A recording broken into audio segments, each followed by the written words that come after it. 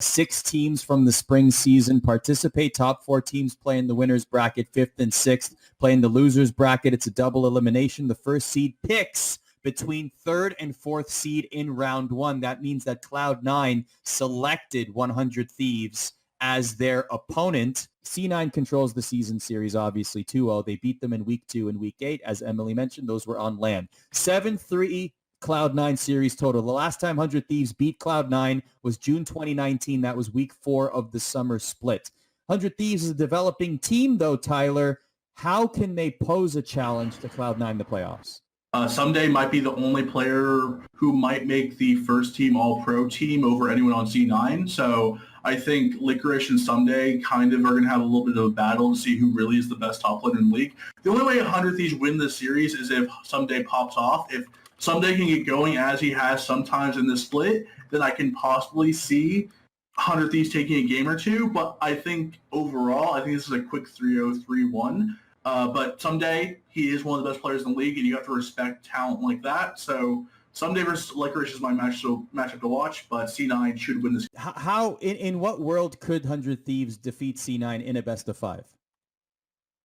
Ssumday just has to carry hard. Get Ssumday the resources he's needed to carry, as we've seen throughout the season. He gets a lot of gold from the team. He's probably one of the most prioritized top laners in the entire world when it comes to gold and creep resources. So 100 Thieves really need to go behind and kind of push Ssumday out into that open and really have him carry, because we've seen sometimes this play. The only player on C9 who's really had some, hiccups has been Licorice. He's had some games where he has looked a little bit off balance. So if Ssumday can, get a solo kill in game 1 and maybe steal game 1 and then, kind of snowball that into a Ssumday kind of just reigning over the entire series, maybe they can win, but C9 should win this series. Ssumday is the X factor, though.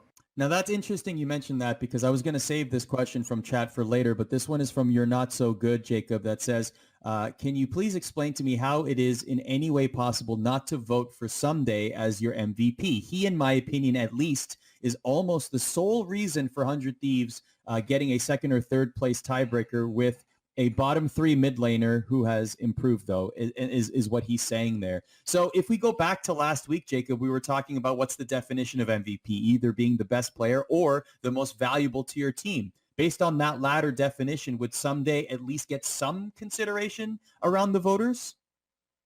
I think he totally should, but he's got really stiff competition, right? I think Power of Evil on FlyQuest gets a lot of votes for the same reason Ssumday does, right? Relative team contributions, particularly in the second half of the split. I think that, I don't know, like Ssumday wouldn't necessarily be my vote, but it's hard not to acknowledge his competition and contribution to 100 Thieves and sort of their surge in the second part of the split, particularly in the last few weeks as they've qualified for playoffs and taken this higher seed. But the thing is like we all know how MVPs work, and that will probably be Niski or Sven. Sven was my prediction last week. I think Niski is Emily's. It will probably be a Cloud9 player, but I think you can make fair arguments for Ssumday and Power of Evil both. I think you can definitely make the point that without those players, including, like you said, Power of Evil, those teams would be a lot worse for wear. So if that's your definition, they definitely belong in the conversation.